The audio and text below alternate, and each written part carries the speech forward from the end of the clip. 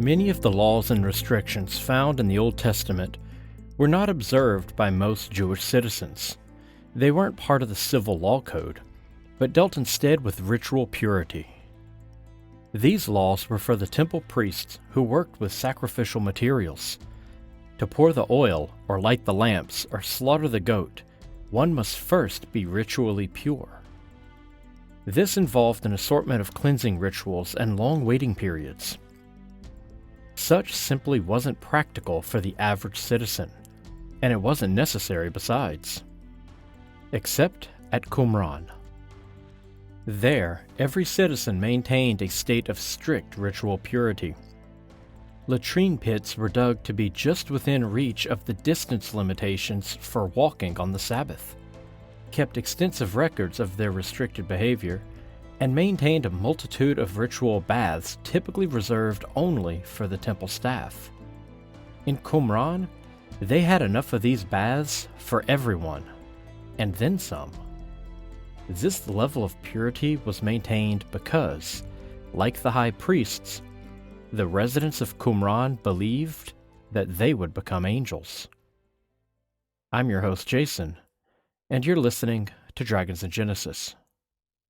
The final book of 1 Enoch is known as the Book of Warnings and Blessings, but is sometimes called the Epistles of Enoch, and it covers chapters 91 through 108, and was likely written near the middle of the 2nd century BC.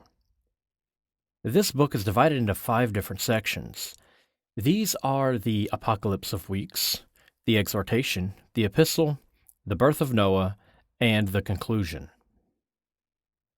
At this point, I would normally give you a chapter breakdown of each of these sections, but not this time. It's not that I don't want to, it's that the Epistle of Enoch is not in order. At some point in the past, the text was knocked wonky, and then it was reassembled, and then copied from the poorly rearranged book. And since this mix-up happened long before anyone had assigned chapters and verse numbers, the resulting text became terribly confused. Scholars had to examine the significance of each sentence and then use that to rearrange the entire book. This becomes especially confusing when reading the book, because most copies preserve the order in which the manuscripts were found, not the order in which they were written. So when you read this section, the story seems to start in the middle, because it does, and then it jumps around, moving back and forth through this bizarre, disjointed narrative that doesn't make any sense at all. It's a nightmare, and I do not recommend reading it until you have the correct order of the text. Though the book covers chapters 91 to 108, the story actually begins in chapter 93. And then it jumps to the middle of chapter 91 before backtracking to the beginning of chapter 91. It goes back and forth like this a bit, with the first 3 sections being comprised of disjointed fragments. The text finally settles down with the birth of Noah in chapter 106 and continues on to the conclusion in chapter 108 without further interruption. I'll untangle this mess for you and provide a full breakdown of the chapters and verses for each section as we cover them. So let's get started. Section 1 is called the Apocalypse of Weeks and is made up of the first 10 verses of chapter 93, followed by chapter 91, verses 11 through 17. Similar to the animal apocalypse, the Apocalypse of Weeks narrates the history of the world. The author divides history into 10 eras, each referred to as a week, similar to what we see with the 6-day creation story of Genesis chapter 1. The first 7 weeks are all in the past, while the last 3 weeks look to the future, culminating in the arrival of a new heaven. This division of world history into different ages is common in apocalyptic literature. Enoch begins recounting the history of the world, which he read from heavenly tablets. He was born during the first week, the time before the flood. This idea of a prophet gaining access to heavenly writings is also common in apocalyptic literature. During the first week, righteousness endured. So this is the creation as it was meant to be, free of corruption and wickedness. Then the second week begins, and a great wickedness arises. This is the corruption of the world by the fallen angels. During this time, the world experiences the first ending, the great flood which purifies creation in Noah's time. Through him, mankind shall be saved. In the third week, the time after the great flood, a man shall be elected to become the plant of righteousness. This reference to Abraham may seem strange, as he's not referred to as a plant in the book of Genesis, but he is called the plant of righteousness or the righteous plant in some of the texts found at Qumran and in the book of Jubilees. The nation of Israel is seen as a plant or a tree, most often a fig tree, and the beginning of that tree is Abraham. The fourth week covers the time of Moses, and the text states that in this time holy visions shall be seen. This could be a reference to the plagues worked against the Egyptians, the column of fire in the desert, or the display of power on Mount Sinai. Or possibly it refers to all three. Personally, I lean toward the visions at Mount Sinai. Verse 6 also tells us that the law shall be made for all generations, and an enclosure shall be constructed. These are the commandments and the Ark of the Covenant where Yahweh lives. The bulk of the Deuteronomic history is skipped, as week 5 covers the construction of Solomon's temple. The author makes no reference to the wandering in the desert, the conquest of Canaan by Joshua, the time of the judges, or Saul and David. So the history here jumps from the end of the Exodus to the Book of Kings when Solomon builds the temple. If the conquest of Canaan actually refers to the influx of settlers from Babylon, as we suspect it does, then this omission would make perfect sense. According to this hypothesis, the authors of this book, Enoch, would have come from a sect that lost power after the new temple was constructed, and this influx of settlers ushered in a dark time for them. The story of their arrival, which began the Second Temple period, was set in a fictive history that would contradict the actual events of the First Temple period. In this fictive history, the Israelites play the role of conquering heroes. This pseudo-history would not be preserved by these smaller sects of Judaism, who were not in line with the new theology brought in by the returning exiles. See episode 38 for more information on this topic. In the sixth week, we reached the Babylonian conquest and destruction of the Jerusalem temple by King Nebuchadnezzar. Chapter 93, verse 8 tells us that all who live in the temple shall be blinded, and their hearts shall forsake wisdom.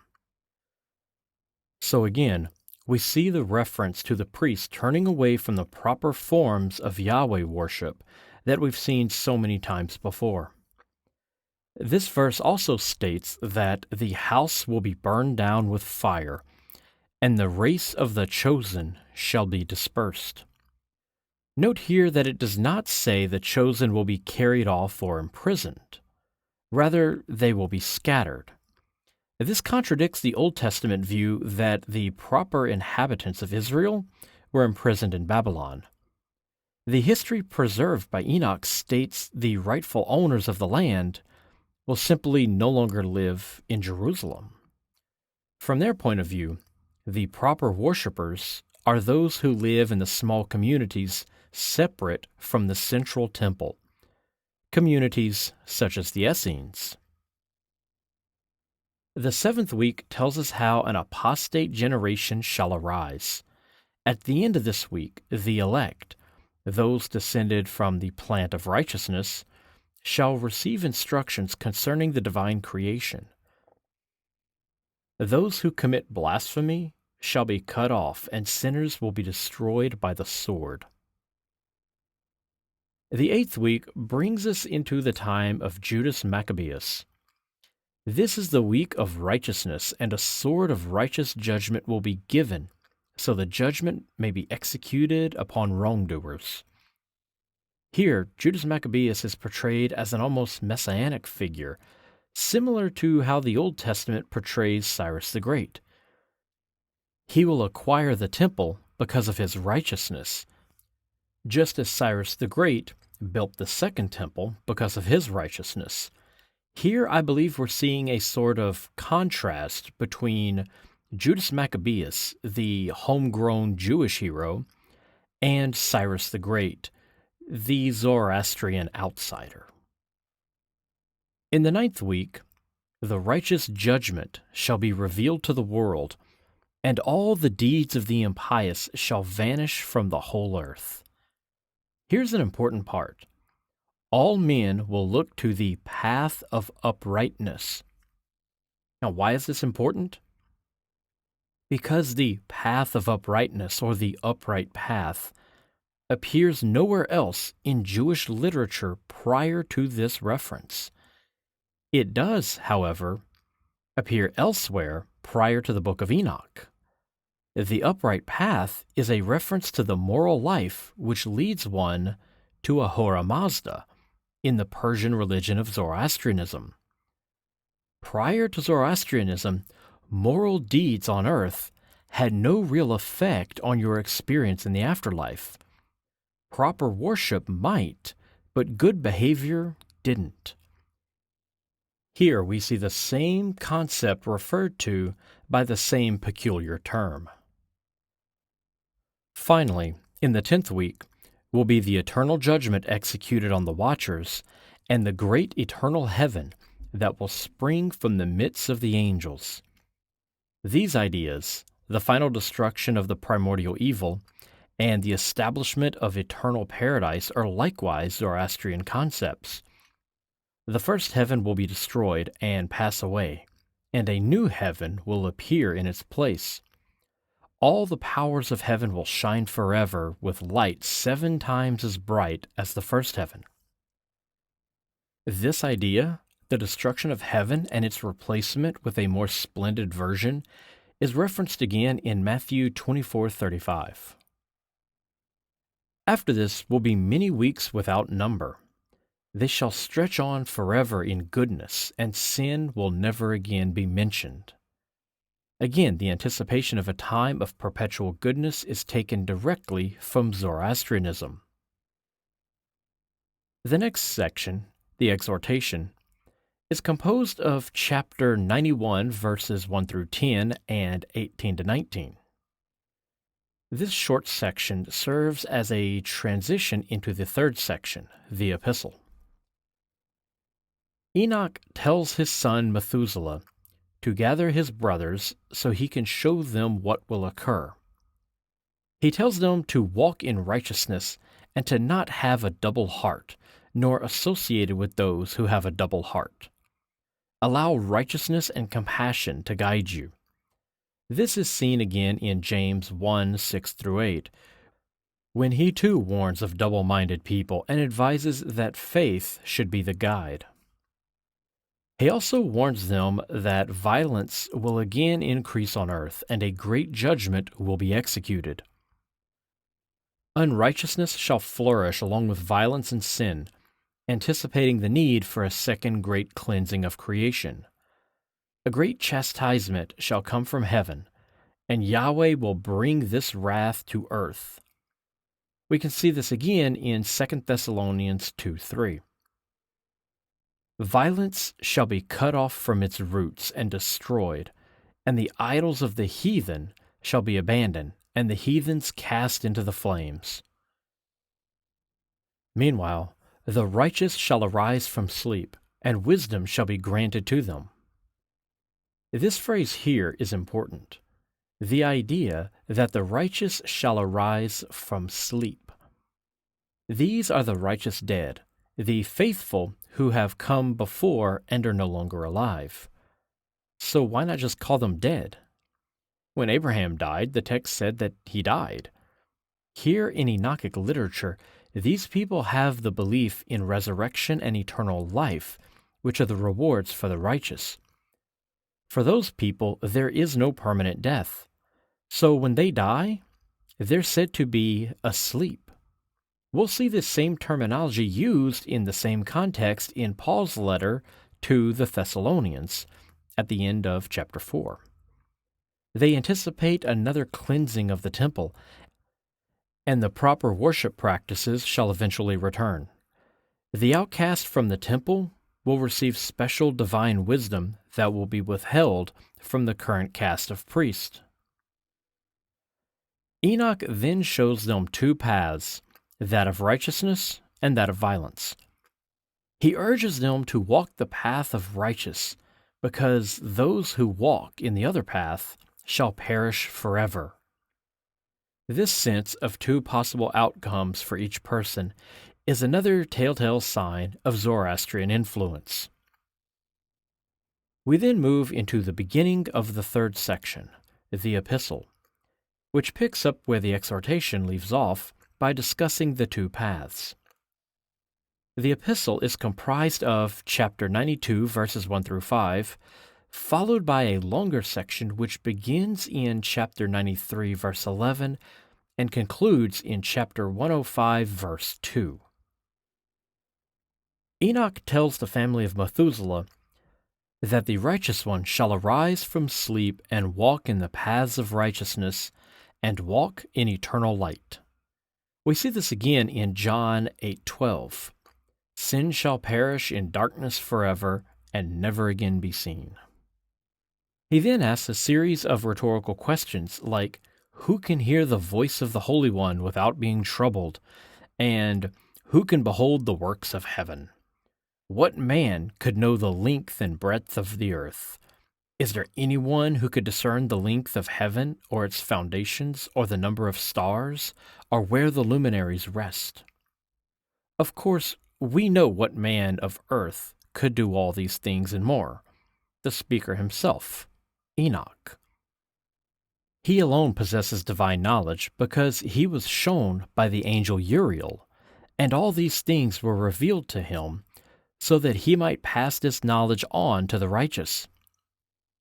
The asking of these questions is meant to differentiate the author from common men or prophets, and thus elevate the importance of this text, especially during this time of sectarianism. Sure, Ezra was a big deal, but could his writings compare to the writings of Enoch, who actually went to heaven and became an angel? Of course not. He continues by explaining that his descendants should walk the righteous path, and they shall have long and prosperous lives. This is part of a Jewish priestly blessing also seen in Deuteronomy 5:33, and is still practiced today. The priest holds up his hands when giving this blessing and arranges the fingers of each hand so that the little finger and ring finger are together, and the middle finger and index finger are together, with a V-shaped gap in between. If this hand gesture and blessing sounds familiar, it should. The actor Leonard Nimoy introduced it to the Gentile world through his character, Dr. Spock, on Star Trek in 1967. This is followed by a warning that sinners will tempt you with wisdom.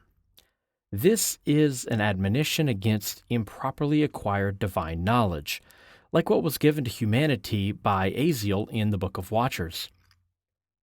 We see this mentioned again in Ecclesiastes 12:13-14.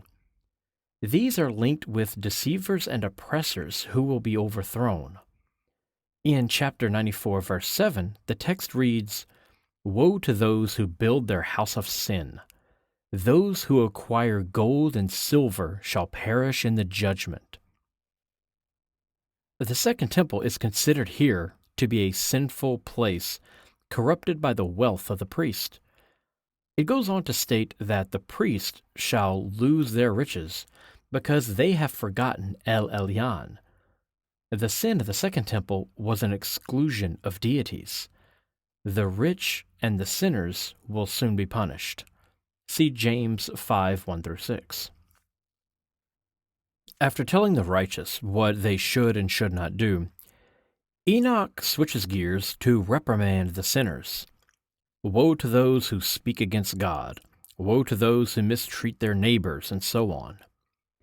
This comprises most of chapters 95, 96, and 97, but continues on even beyond that. But the text also offers hope for the righteous by promising rewards during the times of tribulation. Their descendants will rise up and be rewarded. The authors view their ascetic lifestyle as superior to the lavish lives of the temple priest, as they repeatedly condemn them for their colorful garments and adornments. Then we find something curious. In chapter 98, verse 4, we read that sin has not been sent to earth. Rather, it was created by the deeds of man. This directly contradicts the rest of the Book of Enoch by giving a completely new origin of evil. This even more directly links actions with corruption, and that wrongdoing will cause their destruction. The wicked shall be handed over to the righteous, who will sever their heads. This is the fate of those who write down untrue words. This theme continues into the next chapter with admonitions against those who would corrupt the Scripture or transgress the eternal covenant. We then see some truly disturbing warnings on par with the worst parts of the Old Testament, as the unrighteous will throw out their children and babies, who will then perish, and the sinners will face a day of unending bloodshed. This is the fate for those who worship carved idols and wooden images. Those people are godless and blinded. For this they shall perish. See Revelation 9, 19-21. But blessed are those who accept the hidden wisdom and the paths to El Elyon. The dire warnings continue, with fathers and sons killing one another until the streams fill with blood. A man will not refrain from killing his children, grandchildren, and even brothers. See Mark 13:12. The blood will run so deep it will submerge chariots and come up to a horse's chest. See Revelation 14:20. Angels will descend from heaven to round up all the sinners, even those who hide. But wise men will seek truth and understanding. All on earth shall die, the righteous and the sinners. The righteous shall live on forever in a place that has been prepared for them, while the spirits of sinners shall descend to their punishment. Good deeds on earth earn you a place in paradise. Heaven is defined here. This is another Zoroastrian concept. If you have sinned, you must repent before death, because you will not be given a second chance. Your spirit will go in chains into darkness and fire. Chapter 103 finishes by telling the righteous that suffering is their lot in life, but they shall be rewarded in heaven. We see this again in Jeremiah 30, 15-19. The righteous shall be remembered in heaven, for their names are recorded on tablets, and they shall become angels and shine like stars. See Matthew 5:3. But they shall not rely on idols or corrupt the Scriptures. Sinners pervert the Scriptures and write false holy books. The author is stating here that the Scriptures used by Orthodox Judaism are apostate writings and false doctrines. Eventually, the true books will be given to the righteous, meaning that the Scriptures that existed in their time weren't considered by them to be the true Scriptures. Yahweh then called the wise and the righteous to testify concerning their wisdom. The fourth section of the Epistle of Enoch is the birth of Noah. This nativity scene covers chapters 106 and 107, and shares a few similarities with other nativity stories from the ancient Near East, including that of Zarathustra. This short section seems to have been a later addition to the text. The earliest copies discovered have a blank space between the end of chapter 105 and the beginning of 106. It also is believed that this insertion is taken from the beginning of another story entitled the Book of Noah, which is referenced numerous times in Jewish literature, including 4 mentions in the Book of Jubilees. Lamech's wife became pregnant and bore a son, whose hair was pure white, and when he opened his eyes, the house was filled with a brilliant light. This scene of a glowing infant not only links Noah with the Son, just as we had with Jesus, but it's also a scene similar to the nativity scene of Zarathustra, when his parents' house was likewise filled with a brilliant light, or the birth of Mithra, whose birth was accompanied by the same. The child then levitated into the hands of the midwife, and then spoke with Yahweh, who is referred to here as the Lord of Righteousness. This frightened Lamech, who fled to his father Methuselah and said that his son resembled the sons of El Elyon, and his eyes are like the rays of the sun. Lamech was afraid his son was an angel. So the child's divinity, which we glimpsed earlier in the animal apocalypse when Noah transformed into an angel, had actually started at birth. Lamech understood that this meant some great event would shortly occur, as his son had obviously been born to fulfill some divine purpose. He asked his father Methuselah to go to Enoch to learn the truth about the infant who obviously belongs among the angels. Methuselah then went to the end of the earth where Enoch lived and recounted the details of this child's nature. Enoch told him that Yahweh would send a great flood to destroy the earth because the angels were having sex with women. The flood would destroy earth for 1 year, and this divine child would be left alive with his 3 sons and their wives. Enoch tells Methuselah to tell Lamech to name his son Noah. Enoch then tells Methuselah that he has seen even more unrighteousness written in the heavenly tablets. He tells Methuselah to tell Lamech that his son is in truth his. This pattern of divinely conceived demigod, the question of parentage, and then a heavenly figure lays that question to rest, will be seen again in Matthew chapter 1, verse 20 to 25, when an angel appears to Joseph. After this, Methuselah returns home, and his grandson is named Noah as he was instructed to do by Enoch. The 5th and final section of the Epistle of Enoch is the conclusion, which deals with the generation of light. This appendix to the work isn't found in the Qumran scrolls and may be a later addition to the text. It's only 1 chapter long, chapter 108, and it's comprised of only 14 verses. It begins by stating that it's another book written by Enoch for Methuselah. Some scholars have suggested it may be the introduction to a longer piece that has since been lost. Enoch tells Methuselah that he has done good and should wait until those who work evil are put to an end. Their names shall be blocked out of the book of life, and they'll be burned in fire. He tells Methuselah that he saw a great cloud and a bright flame on a shining mountain circling around. He asked one of the angels about this vision and was told this was the place where the wicked would be cast, because they perverted what Yahweh had said through the mouths of prophets and prophecies. Remember, it's the Deuteronomist view that prophecies were to be ignored and forbidden. This is improper. Prophecies should be celebrated according to this sect. Their fate is written in heaven, and the angels know who has corrupted the text.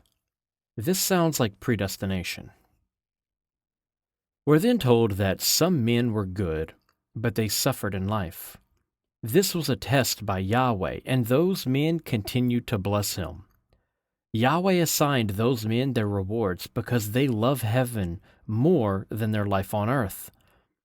This recalls the book of Job, and this idea of a heavenly reward for good deeds has no real place in Second Temple theology, which teaches that proper worship results in ownership of the land and a prominent place in the temple.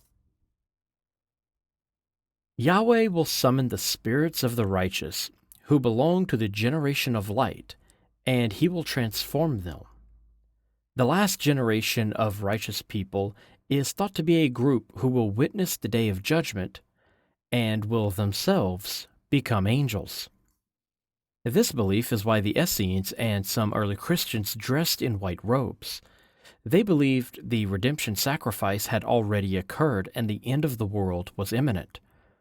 They were casting off their garments of flesh and donning the white robes to symbolize their dressing in garments of immortality. They believed that they were becoming sons of El Elyon. Verse 12 states that Yahweh will bring them into shining light to have a seat, each on a throne of honor. This ascension and heavenly enthronement after the aforementioned suffering on earth follows the pattern of the ancient ritual of the divine king and is seen again in Matthew 19:28. These men will shine as stars forever, meaning they will become angels. This is their reward for being faithful to the upright path, another reference to Zoroastrian theology.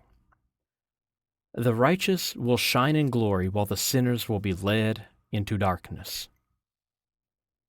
The authors of Enoch preserved a complex angel theology which was unrivaled in the ancient Near East. The chosen people, and those who lived moral lives according to the ascetic lifestyle and proper reverence for Yahweh and respect for contemporary prophecies, would be rewarded with eternal life as celestial beings. They would ascend into the sky, receive crowns, and sit upon thrones of glory, enjoying eternity as new stars in the heavens. They were called to live peacefully on earth and wait patiently for their appointed time when those who had wronged them would be punished and the humble would inherit the earth. The world, the temple, the priesthood, and the heavens belonged to them. It had been promised to them, and that promise would soon be fulfilled. The corrupt temple would be destroyed, and they would finally be restored to their proper place. They had even calculated the time frame for this prophecy to occur. Based on the construction date for the Second Temple and clues hidden in the Book of Daniel, they worked the math and awaited the day of the Great Judgment, a day when they believed would occur in the first half of the 1st century AD. This concludes this episode, this book, and our study of the first book of Enoch. But our story isn't finished yet. As the date drew near, believers in the heavenly Messiah, this Son of Man figure, began writing extensively about this strange new theology, and some of those writings have survived through the centuries and served as a foundation of the most popular religion in the world. One man's writings to churches on 3 continents would be preserved by Christians and included in their scriptures.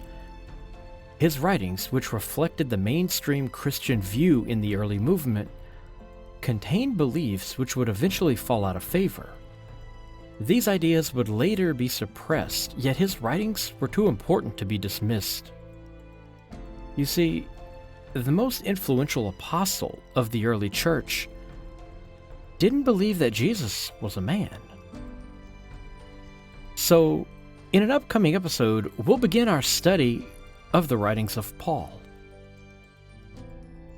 If you'd like to support the show, you can donate directly through Ko-fi. That's ko-fi.com/dragonsandgenesis. You can also visit the Facebook page at facebook.com/dragonsandgenesis and click on the pinned post that has my Amazon wish list. The books on that list will help with the research for future episodes. You can also give the show a good review on iTunes or wherever you get your podcasts. Thank you for all your support. And as always, thank you for listening.